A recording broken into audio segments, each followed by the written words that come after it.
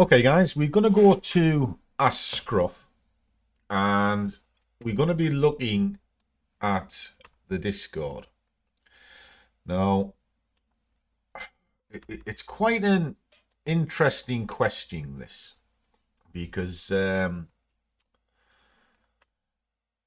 it's related to indices, and I've actually got one running at the moment. So let me just flick this on and we'll see. So it's for Little Smiler. Little salute to you. Been using currency strength analysis and it's helped a lot with FX pairs. Strength is excellent. The results are great, and I've noticed that your hit rate on Forex pairs are better than indices. Unfortunately, when it comes to FTSE US 500, it's kind of hard to implement into trading analysis, or into market analysis rather, and understand the correlation. Sometimes it's positive, sometimes it's negative, and it confuses me. How do I read indices in relation with currencies? Also, Bitcoin trading. Do you use intra-analysis? Right, with Bitcoin, it's just the chart. That's all I look at. The chart tells me what I need to know. Don't look at anything else. Indices are slightly different. Let me kind of flick this over. Right. So we've got this one running now, and I'm looking to get it down. Well, it's actually down onto here somewhere.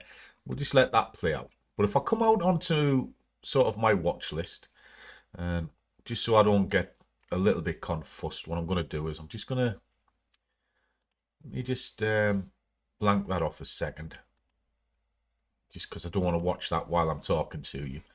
Right, so if I come onto here, what we have is what's called the window of the world. All right, now in this top corner, there is the S&P 500. Now, the S&P 500 will set the tone for the indices markets. Now, there is sort of the correlations. That goes up, that goes down, that goes down, that'll go up, that'll go up. If that goes up, that one will come down. If that goes up, that one will come down. So that's a basic correlation, all right? But the indices can be a bit of a wild card. So you have to have something that it can be a barometer against, and it's the S&P 500. So if I take this over into sort of the indices marketplace, which is here, I can now look to see what all of the indices are up to. Well, what we can see, this is a quick snapshot, we can see that's pushing down. That one's pushing down, that one's pushing down, pushing down, pushing down, pushing down. All of them are pushing down.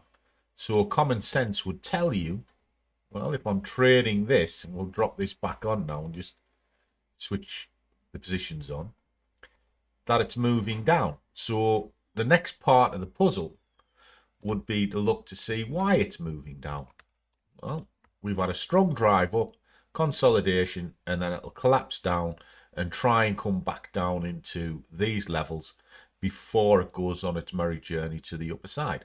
So really what I'm doing is taking a look at a chart and then getting a view of bias based on what's happening around it. In this case, all the other indices, because they do follow suit. And then just make a logical play as to how I'm going to trade it. Now, for this one, it's short-term burst, and it's going to be to the downside for about 20 pips. And give it about another 20 minutes, half an hour, it'll probably be there, because it's working its way into it right now. So hope that helps you, kid. Catch you soon.